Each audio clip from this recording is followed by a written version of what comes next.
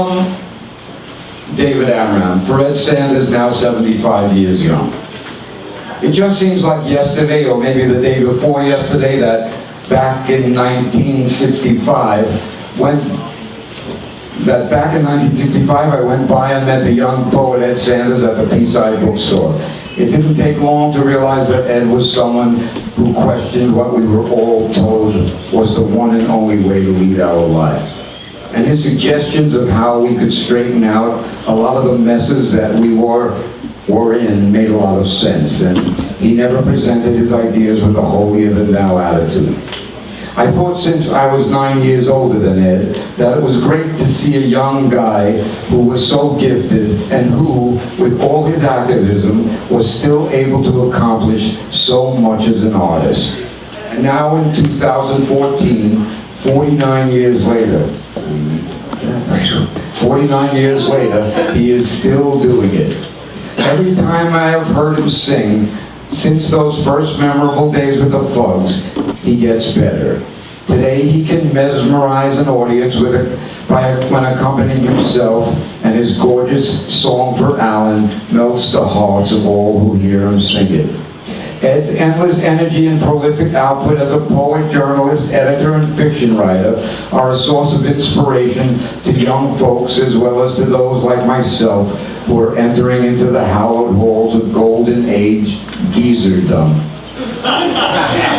Ed found his path in life a long time ago and has stayed on it. Another contemporary of Ed's, Bob Dylan, entitled his classic song, Forever Young. That's a good description of Ed. Happy birthday, young fella.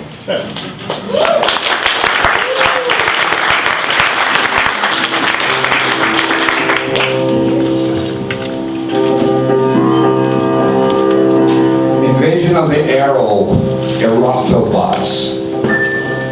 Hawking says that computers will take over the search for the cosmic sublime. Humans stand aside while supercomputers figure out the meaning of time. But there's one invention Hawking doesn't mention. Computer-driven thrill machines, a smooth-skinned robot with a cunning brain. Give you so much fun it will drive you insane. Here they come, and coming down the hill. Zom, zom, zom, zom. It's the invasion of the Erotobots. They got green Erotobots that come from Mars and Hollywood Erotobots that look like stars. You can rent a Sphinx with a long tawny tail or paint Athena with a dress of chainmail. There are male bots, girl bots, tranny bots, and sado bots, and gay bots, bi bots, Christian bots, and bots with veils. They even teach them sympathy and how to weep and sing soft lullabies to make you sleep. Here they come, coming down the hill. Zom, zom, zom, zom. It's the invasion of the Erotobots. Some are programmed to be true to you, but some are programmed to make you blue. They promise to be faithful and help you feel good. Then they sneak out to ball the whole neighborhood. Here they come, coming down the hill. Zom, zom, zom. It's the invasion of the Erotobots. The moral of this story is an apple made of steel will come to dominate even Adam's meal. There's only one small problem, and it's wiggling on the plate. These Erotobots have learned to replicate. So here they come, coming down the hill. Zom, zom, zom. It's the invasion of the Erotobots. The invasion of the Erotobots. The invasion of the Erotobots.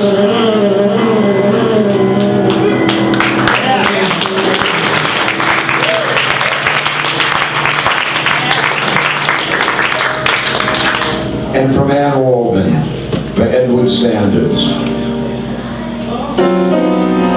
True bard, shimmer never goes out, never fades, never dims. Flow of strife, data, world war, syndicates of samsara churn in harsh light. But bard light holds its own. Elf shine, trickster shine, wise bearded twinkle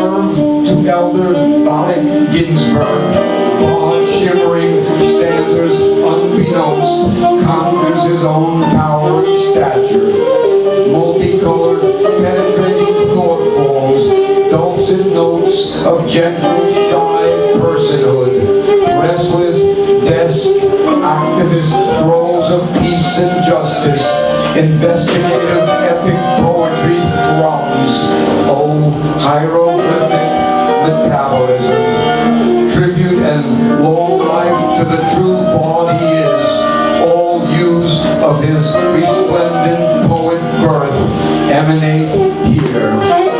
True bard shimmer never goes out, never fades, never dims.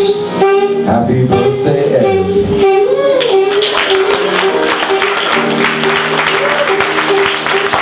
Now we got Sparrow. Where are you?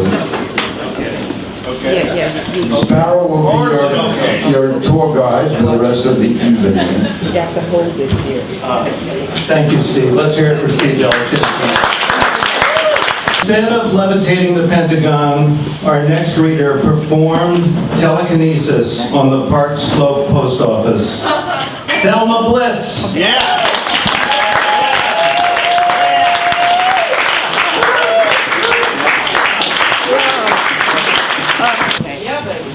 Hi.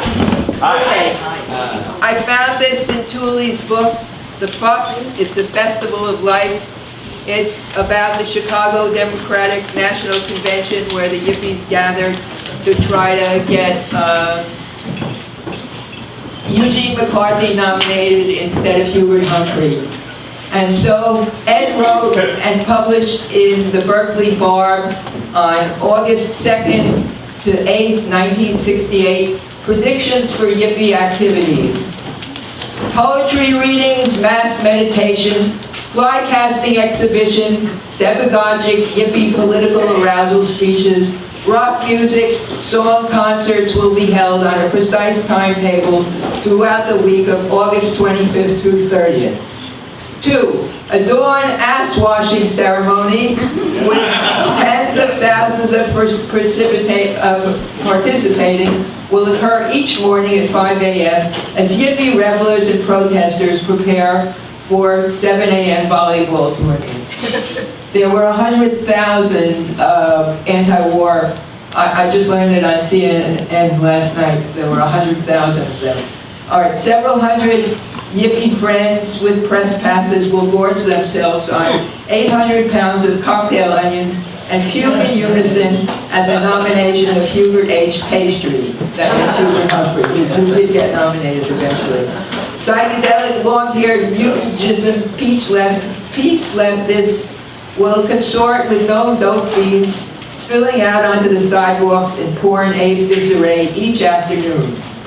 5. The Chicago offices of the National Biscuit Company will be hijacked on principle to provide bread and cookies for 50,000 as a gesture of goodwill to the youth of America. 6. Universal Syrup Day will be held on Wednesday, when a movie will be shown at Soldiers Field in which Hubert Humphrey confesses to Allen Ginsberg of his secret approval of anal intercourse. 7. Filth will be worshipped. 8. The Yippie Ecological Conference will spew out an angry report denouncing the shice poison in the lakes and streams, industrial honky fumes from white killer industrialists, and exhaust murder from a sick hamburger society of automobile freaks, with precise total assault solutions to these problems. There will be public fornication wherever and whenever there is an aroused appendage and a willing aperture. Well, how can the police resist an event like this? All right. Poets will rewrite our Bill of Rights in precise language, detailing 10,000 areas of freedom in our own language to replace confusing and vague rhetoric of 200 years ago. Reporters and media representatives will be provided free use of dope and consciousness-altering thrill chemicals for their education and refreshment. It's 1968, this is written. Pissed-off hordes of surly draft-eligible poets will somehow confront conventioneers with 16 tons of donated fish eyes. All right, so that was the prediction, and you know what happened. I don't have to tell you if you watched CNN the other night. you know, that the police had to come to this party and put an end to it. So I want to say happy birthday to Ed, who I see as one of the best minds of our generation who has not been destroyed by madness.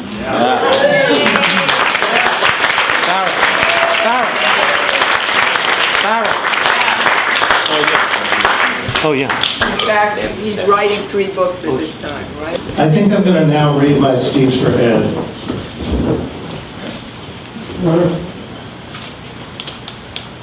Ed Sanders is a prolific poet, the progenitor and chief exemplar of investigative poetry, as well as the inventor of the talking tie, a musical necktie, and the microtonal microlyre. Even before the MC5, Ed was the godfather of punk. Yeah. Ed Sanders and Julie Kupferberg were the Lennon-McCartney of the utopian anarchist William Blake-O-File free-flying in counterculture. And in 1,500 years, the Fugs may well be remembered and the Beatles forgotten. Yeah. But Ed and Julie did not become estranged like John and Paul. And in fact, Ed is still married to his first wife and still married to his first political commitment, a peaceful social order without racism, exploitation, and chicken McNuggets.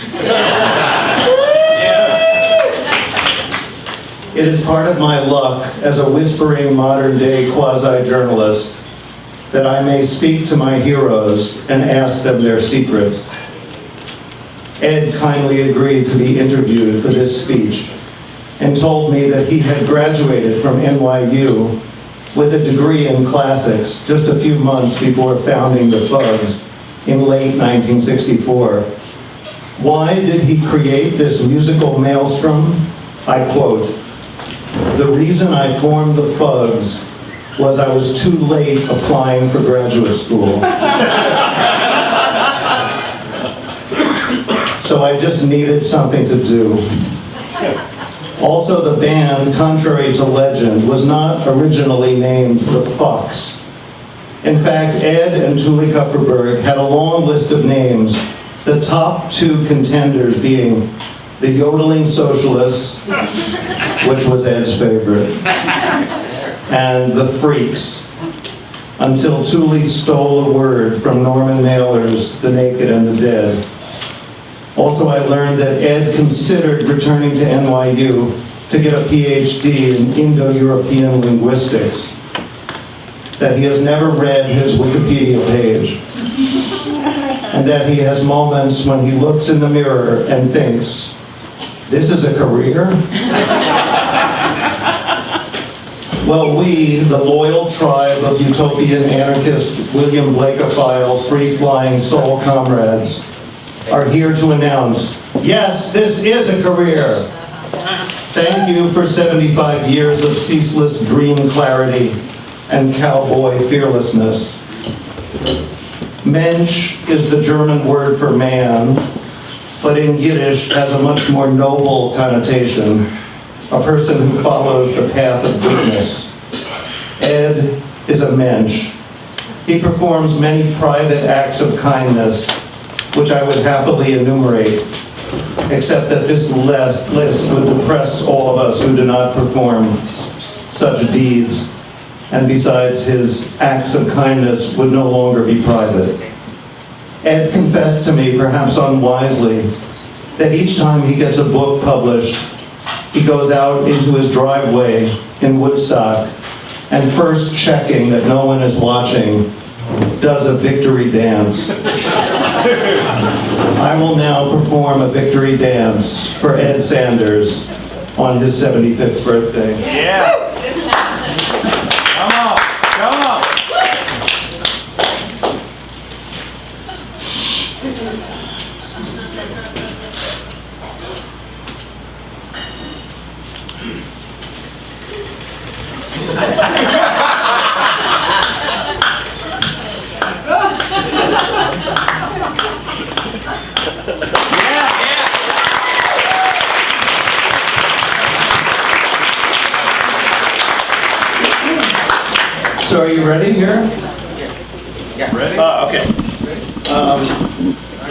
Inspired by Ed setting William Blake to rock music, our next performer transformed Tintern Abbey by Wordsworth into a polka.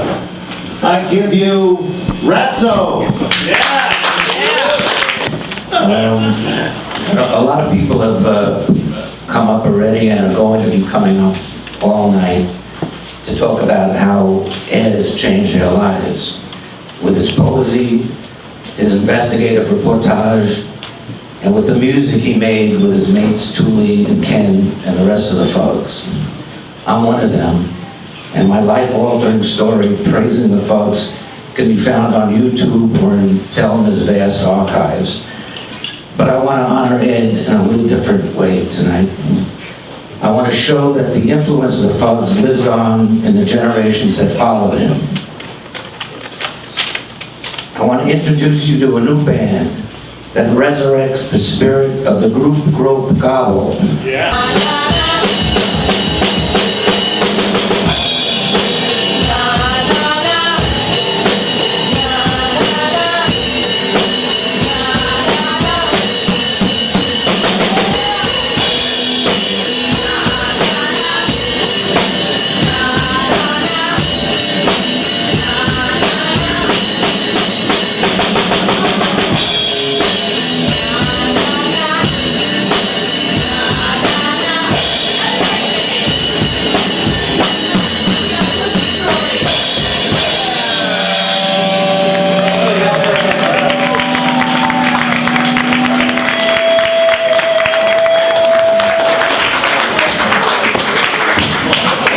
Means that I have been a fan of Ed Sanders for 48 years. Ed, you have been a huge influence on me, on my ability to think, on my standards. Being that I was from the generation behind you, when the East Village still had the good taste not to network, I never met you until very lately, past, I don't know, 10, 12 years. But you've always been an incredibly important figure, and I believe that beside the Fugs, which was of course totally central to me when I was 15, I think that when I read your Charles Manson book, it showed me what was possible in terms of combining art, reality, and content. And I think that that makes you a huge influence on my entire body of work. So I wrote this a half hour ago. Well, they said 3 minutes, so, you know, I thought, oh God, I can't do anything I do. Ed Sanders, man of the word, man of the world, man of Miriam, man of Deirdre, man of Fugs, man of song, man of Goof City, man of revolution, man of the Fugs, man of Gem Spa, man of the hieroglyphic, man of the eye, man of Blake, man of the mimeograph, man of the LES, man of Tuli Kupferberg, man of assault on culture, man of beauty and truth, man of disobey, man of the Mongolian clusterfuck, man of legalized marijuana, Lamar, man of history, man of rare books, man of Harry Smith, man of Mudra, man of vast change, man of 500 BC, man of Abby Hoffman and Piero Helitzer, man of peace, man of the meatball, man of fuck you, man of yippee, man of Ted Berrigan, man of jail, man of the Catholic worker and Dorothy Day, man of Stanley's, man of serious research, man of Bob Greeley, man of 8th Street Bookshop, man of Odessa's, man of Ron Rice, man of the ASET, man of Hunky, Auden, and Pound, man of the secret location, man of Charles Olson, man of theology of instant gratification, man of jail, man of exorcism, man of call to action, man of the Toe Queen, man of Grace Paley and Bob Nichols, man of ancient Greek, man of Julian Beck and Judith Malina, man of Beans, man of Woodstock, man of DePrima, Snyder and Duncan, man of civil rights and civil disobedience, man of Missouri, man of Ken Weaver, man of moratoriums, man of the truck stop, man of Jewish socialist history, man of Bugger, man of film culture and Jonas Mekas, man of Chicago 8, man of the Psychedelicatessen, man of the Summer of Love, man of Commune, man of Paul Krasner, man of Yum, man of voter registration, demonstration, man of ballads, man of Frank O'Hara, man of memory, man of punk rock, man of Manson, man of theogamy, man of Tompkins Square Park, man of trials and hearings, man of beatnik glory, man of Spain Rodriguez, man of surveillance, man of Sappho, man of perception, man of George Plimpton and Pan O'Grady, man of dreams into ashes, man of better world coming. Thank you. Happy birthday.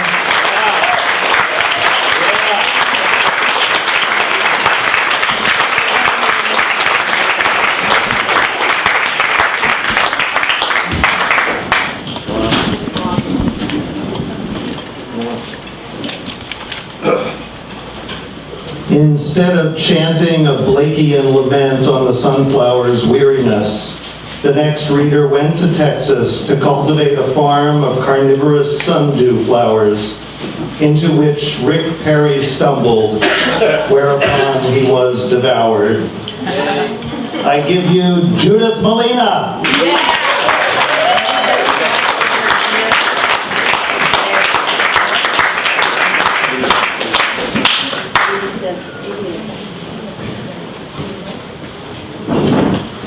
Happy birthday. I would like to do two short poems. One is a verse by me. It's hardly a poem, it's a verse. In homage to Ed Sanders. And the other is a much better poem by Robert Louis Stevenson, who wrote something that I consider relevant to our situation now.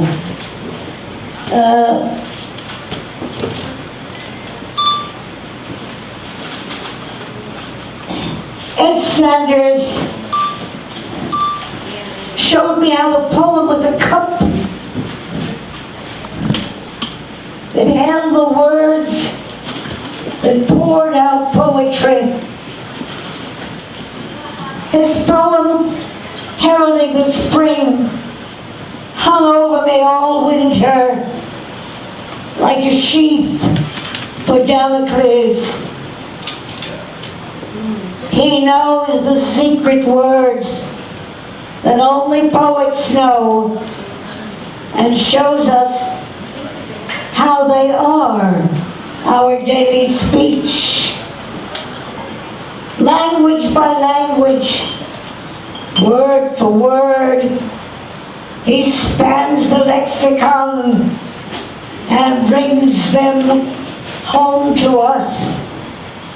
Now, as he enters the age of wisdom, I offer him my 88-year-old hand, that we may walk together toward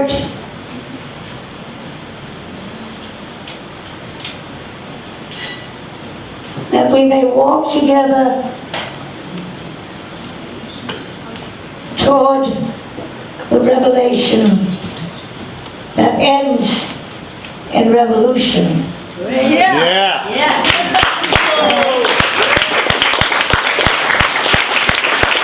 I want to read this poem of Robert Louis Stevenson, who wrote about an inspiration that's been an inspiration for me. Just the last two lines of it. And as you reach the age of wisdom, it becomes more important what he's saying. It's a very well-known poem. It's called "Dark Brown is the River, Golden is the Sand. It flows along forever, with trees on either hand. Brown leaves are floating, castles on the foam, boats of mine are boating. When will all come home? Along flows the river, along past the hill, along past the meadow, along past the mill, along flows the river, 100 miles or more. Other little children will bring our boats to shore. Other little children will bring our boats to shore.